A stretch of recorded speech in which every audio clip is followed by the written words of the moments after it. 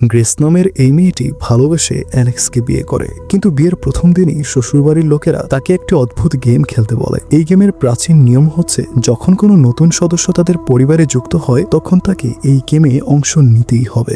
Game শুরু করার আগে গ্রেসের শ্বশুরবাড়ির লোকেরা তাকে একটি মিস্টেরিয়াস বক্স দেয়, আর বক্সের ভেতর থেকে তাকে র্যান্ডম একটি কার্ড বের করতে বলে। কিন্তু গ্রেস বক্স থেকে একটি র্যান্ডম কার্ড তোলার পর সেই কার্ডটি দেখে সবাই হতভম্ব হয়ে যায়, কারণ কার্ডে লেখা ছিল লুকোচুরি খেলা। গ্রেস লুকাবে আর সবাই তাকে খুঁজে বের করবে। ভোর হওয়ার আগে যদি তারা গ্রেসকে খুঁজে বের করে মেরে ফেলতে পারে তবেই তাদের ধন সম্পত্তি এবং প্রাচুর্য দিনের পর দিন বাড়তে থাকবে। কিন্তু গ্রেসকে যদি ভোর হওয়ার আগে যদি তারা না মারতে পারে তাহলে এই লিডোমাস পরিবারের সবাই একসাথে মারা পড়বে। গেম খেলতে খেলতে এক সময় পরিবারের একটি বাচ্চা ছেলেকে লিডোমাস পরিবারের সদস্যরা গ্রেস মনে করে গুলি করে মেরে ফেলে, আর এটা যখন গ্রেস দেখতে পায় তখন তার কলিজায় পানি শুকিয়ে যায়। বেচারি শ্বশুরবাড়ি নাকি নরকে এসে পৌঁছে গেছে তা বোঝার আর বাকি থাকে না। গেমের এক পর্যায়ে তারা গ্রেসকে ধরে ফেলে এবং তাকে শয়তানের উদ্দেশ্যে উৎসর্গ করে দেওয়ার জন্য সবাই একসাথে জড়ো হয়, আর এই উৎসর্গে তারা সবাই রক্তের পানীয় পান করতে থাকে। আর এই পুরো উৎসর্গে তারা একটি বিশেষ মিউজিক প্লে করে দেয়। কিন্তু তারা যখন সেই রক্তের ড্রিঙ্কস পান করছিল ঠিক তখনই তাদের রক্ত বমি হতে শুরু করে, কারণ এই রক্তের ড্রিঙ্কে বিষক্রিয়া ছিল। এই সুযোগটাই গ্রেস কাজে লাগিয়ে সেখান থেকে পালানোর চেষ্টা করে। এক পর্যায়ে গ্রেস যখন অ্যালেক্সের পরিবারের লোকদের উপর অ্যাটাক শুরু করে নিজেকে বাঁচানোর জন্য, তখন অ্যালেক্স সেটা দেখে আর নিজেকে কন্ট্রোল করতে পারে না, তাই নিজের ভালোবাসার স্ত্রীকে শয়তানের উদ্দেশ্যে উৎসর্গ করে দেওয়ার জন্য মেরে ফেলার সিদ্ধান্ত নেয়। এবং শয়তানের উপাসনা করতে করতে অ্যালেক্স যখনই গ্রেসকে ছুরিকাঘাত করতে যাবে ঠিক তখনই গ্রেস কোনোভাবে নিজেকে বাঁচানোর চেষ্টা করলে তাদের হাত ফুসকে বেরোতে সক্ষম হয়, আর এর মধ্যেই ভোরের সূর্য উঠে যায়। মানে গেমের সময় শেষ হয়ে গিয়েছে, সাথে সাথে মিউজিকও বন্ধ হয়ে যায়। ফলাফলস্বরূপ পরিবারের সবাই এক এক করে শয়তানের বলি হতে শুরু করে। গ্রেস বেঁচে যাওয়ায় এখন তারা শয়তানের উৎসর্গ হয়ে এক এক করে ফেটে যেতে থাকে। অবশেষে গ্রেসের ভালোবাসার মানুষটিও শয়তানের বলির পাঠা হয়ে উৎসর্গ হয়ে যায়। মানে এই গেমে এখন গ্রেস জিতে গিয়েছে। এতক্ষণে আপনারা দেখলেন 2019 সালে মুক্তিপ্রাপ্ত ready or not I come here মুভির প্রথম পার্টের জাস্ট সংক্ষিপ্ত বর্ণনা। এখন আমি এই মুভির সেকেন্ড পার্ট, যেটা 2026 সালে মুক্তি পেয়েছে, তা এক্সপ্লেইন করব।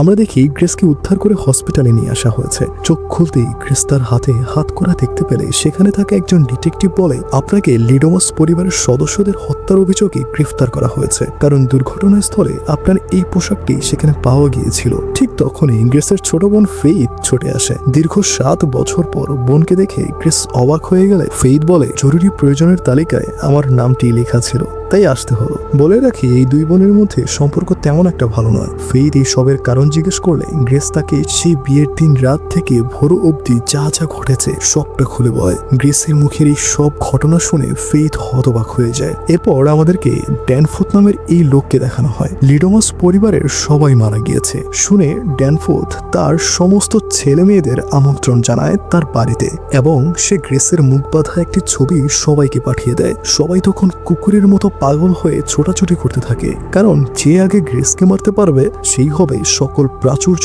ও ধন সম্পদের একমাত্র অধিকারী। ড্যানফোর্ড তার ছেলে অ্যাস্টিন এবং মেয়ে কিরাকে তার কাছে ডাকে আর বলে, আসল খেলা শুরু হয়ে গিয়েছে, তাই দ্রুত আমাকে মেরে ফেলো। কিন্তু তারা তাতে রাজি না হলে ড্যানফোর্ড তার ছেলে অ্যাস্টিনকে চর মেরে বসে আর হাতের আংটিটি দেখিয়ে বলে, এটা যেন আমাদের পরিবারের বাহিরে কোনোভাবে না যায় এবং তোমাদেরকে সেই সিংহাসন আবারও ফিরে পেতে হবে। এই বলে সে মাথার নিচ থেকে বালিশটি তাদের এগিয়ে দেয়। তারপর নিয়ম অনুযায়ী শুধুমাত্র ধন ও প্রাচুর্যের লোভে তারা তাদের বাবাকেই মেরে ফেলে। আর এবার গ্রেসকে মারার পালা। ওইদিকে গ্রেসকে নিয়ে সেই ডিটেকটিভ হসপিটাল থেকে জেলে বেরোনোর পথেই তাকে মেরে ফেলা হয়, যেটা দেখে দুই বোন দ্রুত লুকিয়ে পড়তে শুরু করে। কিন্তু কোনোভাবেই এই লোকটির হাত থেকে তারা বাঁচতে পারবে না। নিজেদের আত্মরক্ষার জন্য গ্রেস চুপি চুপি সেই ডিটেকটিভের পকেট থেকে গান বের করে সামনে এগোতে যাবে, ঠিক পেছন থেকেই তাদের উপর হামলে করে সেই লোকটি। আর যখনই সে গ্রেসকে মারতে যাবে ঠিক তখনই সেও বাকিদের মতো ব্লাস্ট হয়ে যায়, কারণ সে নির্দিষ্ট সময়ের আগেই গ্রেসকে মারতে না পারার কারণে নিজেই শয়তানের উৎসর্গে বলি হয়ে গিয়েছে। আর এটা দেখে ফেইথ হতভম্ব হয়ে যায়, কারণ এই প্রথম সে কোনো মানুষকে ব্লাস্ট হতে দেখেছে। এরপর গ্রেস ডিটেকটিভের হাতে থাকা ব্যাগটি খুলে সেটাতে থাকা ড্রেসটা পরে নেয়, যেটা বিয়ের দিন রাতে তার শ্বশুরবাড়ির লোকেরা গিয়েছিল। তড়িঘড়ি করে দুই বোন হসপিটাল থেকে বেরোতেই যাবে, ঠিক তখনই চতুর্দিক থেকে ডেনফোর্থের লোকেরা এসে স্প্রে বোতল ছড়িয়ে দিলে গ্রেস আর ফেইথ মুহূর্তেই সেন্সলেস হয়ে পড়ে। এক এক করে ডেনফোর্থের সব ছেলেমেয়েরা তাদের ঘরের সন্তান সন্ততিদের নিয়ে হাজির হয়ে যায়। কিছুক্ষণের মধ্যেই সেখানে গ্রেস আর ফেইথকে ধরে নিয়ে আসা হয়। তখন ম্যাকলি নামের এই উকিল তাদের দুই বোনকে বলতে থাকে, তোমাদের শ্বশুরবাড়ির লোকেরা এই কাউন্সিলের সদস্য ছিল, কিন্তু তারা গেমে হেরে গিয়ে মারা পড়েছে আর জিতে গিয়েছো তুমি, তাই সংস্থার নিয়ম অনুযায়ী তোমাকে আবার খেলায় অংশ নিতে হবে। ড্যানফোর্থ মারা গিয়েছে, তাই তার হাতের এই বিশেষ আংটিটি এখন উপযুক্ত লোকের জন্য অপেক্ষমান। তোমাদের বলে রাখি, ড্যানফোর্থ ইচ্ছে করেই মারা গিয়েছে, যাতে করে এই আংটির মালিক হিসেবে গ্রেসকে খেলায় যুক্ত করতে পারে, আর গ্রেস হেরে গেলেই তারা প্রাচুর্যের মালিক হতে পারবে। কিন্তু গ্রেস কোনোভাবেই এই খেলায় অংশগ্রহণ করতে না চাইলে তার বোন ফেইথকে মেরে ফেলার ভয় দেখানো হয়। তখন সেখানে ড্যানফোর্থের সদস্য আর্সালোর মেয়ে ফ্রান্সেকা এসে বলে, অ্যালেক্সের সাথে আমার বিয়ে হওয়ার কথা ছিল, কিন্তু তুই সব নষ্ট করে দিয়েছিস। গ্রেস বলে ওঠে, আমি তোর জীবন নষ্ট করেছি, কিন্তু আমি তো তোকে চিনি না। গ্রেসের এমন উত্তেজনাপূর্ণ উত্তর দেখে তাদের দুই বোনকেই ইনজেকশন পুশ করে দেয়। এরপর সবাই সেখানে থাকা বিশেষ ধারালো কলমের মাধ্যমে নিজেদের হাত কেটে রক্ত দিয়ে এই খেলায় অংশগ্রহণের জন্য নাম লেখাতে শুরু করে। দুই বোনকে ড্যানফোর্থের লোকেরা তাদের সীমানায় ছেড়ে দিয়ে এক এক করে সবাই বের হয়ে যায় তাদেরকে মারার জন্য। উদ্দেশ্য একটাই, যে আগে গ্রেসকে মারতে পারবে সেই হবে উচ্চ আসনের একমাত্র অধিকারী। এদিকে গ্রেসের হুঁশ ফিরতেই সে ফেইথকে বলে, চলো দ্রুত জঙ্গলের দিকে ছুটি, না হলে আমরা মারা পড়ব। কিন্তু দুই বোন গাছের গুটিতে লুকিয়ে থাকলে হঠাৎ পেছন থেকে অ্যাস্টিন এসে তাদের মাথায় আঘাত করতে গেলে গ্রেস তৎক্ষণাৎ ফেইথকে নিয়ে সরে যায়। ফলে কোনোভাবে তারা অ্যাস্টিনের হাত থেকে রক্ষা পেয়ে কিছু দূর এগিয়ে গেলে সামনে একটা প্রাসাদ দেখতে পায়। ফেইথ বলে, চলো ওখানে আশ্রয় নেই। গ্রেস বলে, না, ওখানে গেলেই মারা পড়তে পারি। দুই বোন এই নিয়ে ঝগড়া বেঁধে দেয়, কারণ আগে বলে রেখেছিলাম যে এই দুই বোনের মধ্যে সম্পর্ক তেমন একটা ভালো নয়। ওইদিকে এই দুই বোনকে বন্দুকের মাথায় টার্গেট করে রেখেছে আর্সালো। জীবনে প্রথমবার সে বন্দুক চালাচ্ছে, তাই এলোপাতারি গুলি ছুড়তে থাকলে সেই সুযোগে গ্রেস আর ফেইথ লুকাতে শুরু করে। ফেইথ তখন বুদ্ধি খাটিয়ে সেখানে থাকা মেশিনটি চালু করে দেয়, আর ধোঁয়ার সাহায্যে দুই বোন পালিয়ে যেতে পারে। এইদিকে রিসোর্টের ভেতরে থাকা ফ্রান্সিকা দেখতে পায় তার বাবা মাঠে নেমে ব্যর্থ হয়েছে। রাগে ক্ষোভে সে সিদ্ধান্ত নেয় নিজেই মাঠে নামবে। গুলিতে গ্রেসের হাতে কিছুটা কাঁচ ঢুকে গিয়েছে। ফেইথ তখন সেগুলো বের করার চেষ্টা করতে থাকে। সেই মুহূর্তেই ড্যানফোর্থের অন্য এক সদস্য প্রাসাদে ঢুকে পড়ে তাদের মারার জন্য। দুই বোন দ্রুত ছুটতে থাকে তাদের হাতে হ্যান্ডকাপটি খোলার জন্য, নতুবা তাদের একসাথে মরতে হবে। এরপর তারা সেখানে একটি কাটার মেশিন দেখতে পায়, তাই নিজেদের বাঁধন কাটার জন্য যথাসাধ্য চেষ্টা করতে থাকে। ফলে মেশিনের উচ্চস্বরের সাউন্ড শুনতে পায়, কিন্তু সেখানে গিয়ে সে কাউকেই দেখতে পায় না। তারপর পেছন থেকে হঠাৎ দুই বোন অ্যাটাক শুরু করে দেয় তার উপর। দুই বোন ধস্তাধস্তি করে পরিষ্কারের মেশিনে ঢুকিয়ে দিতে সক্ষম হয়। ব্যাস, কাপড় ধোয়ার মেশিনে ঢোকানোর পর কেল্লাফ হতে যা হওয়ার তাই হতে থাকে।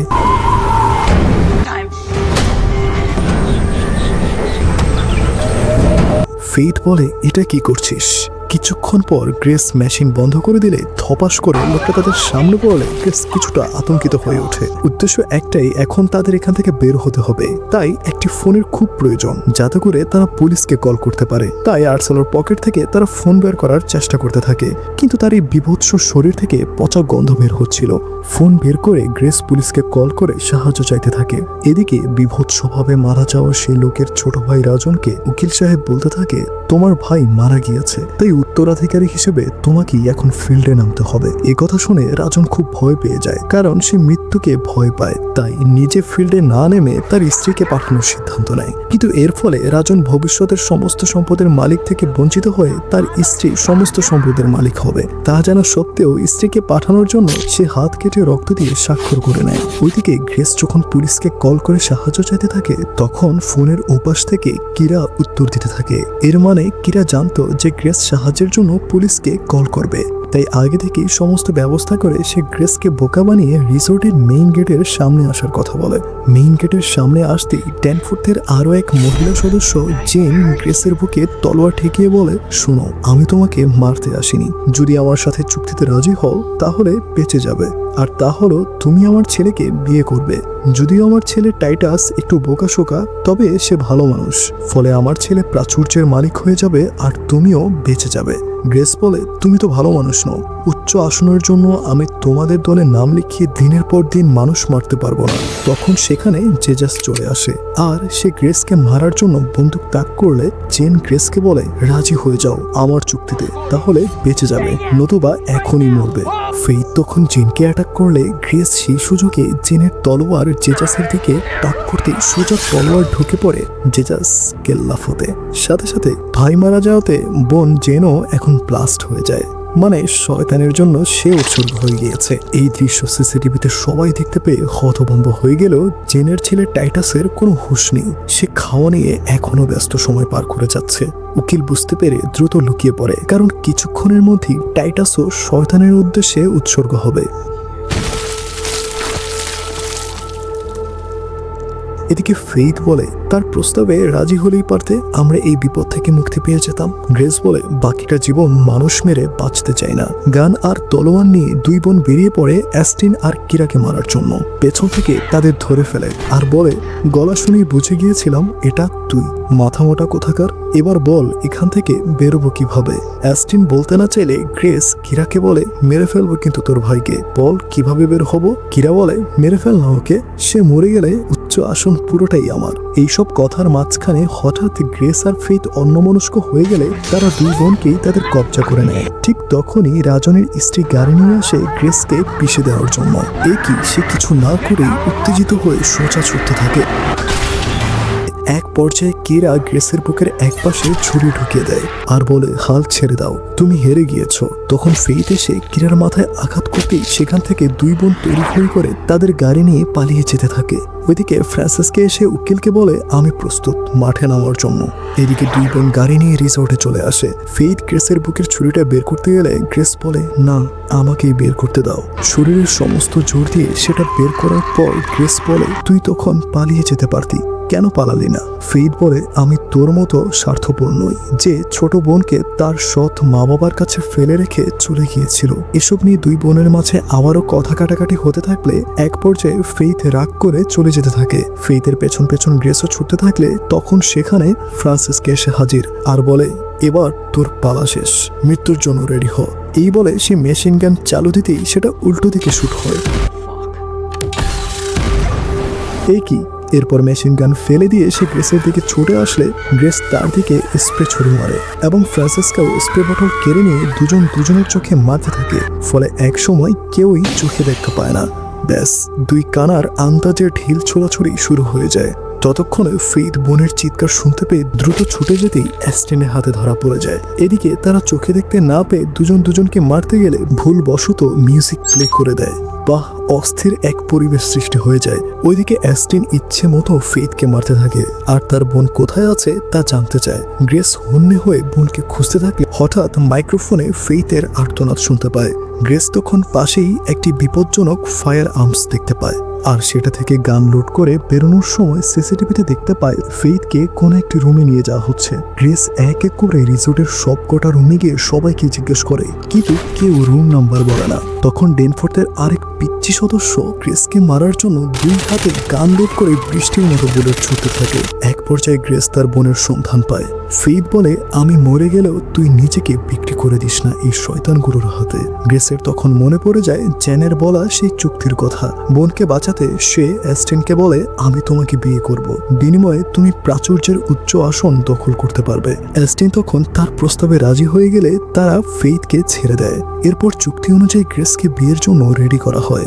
গ্রেসকে রেডি করা হয়ে গেলে কিরা এসে বলে, শোনো, তুমি আমার ভাইয়ের কথা শোনো না, তুমি আর আমি মিলে চলো আমাদের নিয়ন্ত্রণে তাকে নিয়ে আসি, কারণ তার সাথে থেকে এই জীবনে আমি কিছুই পাইনি। আর উচ্চ আসনের জন্য এতটুকু বেইমানি করা কোনো দোষের কিছু নয়। এইসব কথা অ্যাস্টিন আড়াল থেকে শুনতে পেয়ে যায়। 2 সেকেন্ড না ভেবেই সে বোনকে গলা টিপে ধরে আর বলে, আমি চাইলেই নিজ পরিবারের কাউকে হত্যা করতে পারি, আর এটা করলে নিয়ম ভাঙে না। এই বলে সে তার বোনকে মেরে ফেলে। এরপর গ্রেসকে বিয়ের স্টেজে নিয়ে আসা হতে থাকে। এরপর উকিল শয়তানের উদ্দেশ্যে প্রশংসা করতে শুরু করে দেয়। পরক্ষণেই খুলে দেওয়া হয় সে কাঙ্ক্ষিত গর্তটি আর এই গর্তেই তারা বলিদান হিসেবে একটা পশুকে জবাই দিবে। অ্যাস্টিন ও গ্রেসের হাত কেটে রক্তের ফোঁটা একটি পাত্রে ঢালা হয়, আর উকিল শয়তানের আবারও আরাধনা করে দুজনকেই বিয়ে পড়াতে শুরু করে দেয় এবং বলে শয়তানকে সাক্ষী রেখে তোমরা দুজন এখন স্বামী স্ত্রী। তাই অ্যাস্টিন, তুমি এখন তোমার স্ত্রীকে চুম্বন করতে পারো। অ্যাস্টিন গ্রেসকে কিস করে।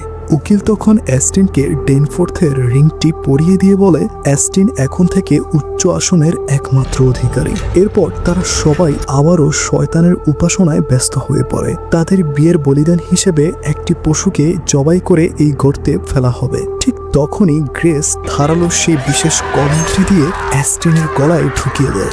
এরপর তার হাত থেকে আংটিটি খুলে নিয়ে বলে, তুই কি যেন বলেছিলি, পরিবারের কাউকে হত্যা করলে সেটা নিয়মের কোনো বরখেলাপ হয় না, তাই তো? তাহলে আমিও কোনো নিয়ম ভাঙি নাই। এরপর ফেইথ এসে অ্যাস্টিনকে সেই গর্তে ফেলে দেয়, যেখানে এই গেমে হেরে যাওয়া শত শত মানুষকে বলি দেওয়া হয়েছিল।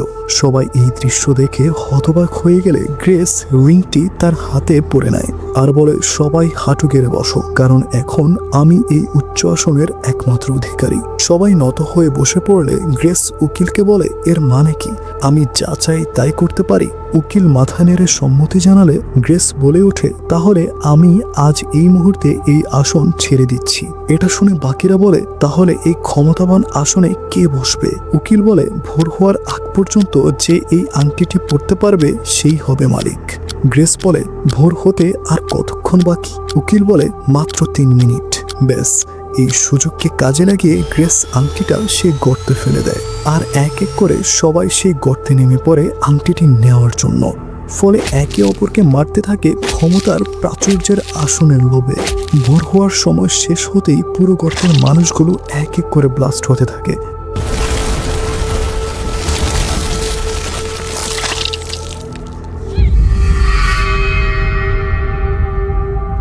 এরপর দু বোন খুশি মনে সেই বলিদানের শিকার পশুটিকে নিয়ে রিসোর্ট থেকে বের হতে থাকে। আর এর মধ্যেই এই গল্পটি এখানেই শেষ হয়ে যায়।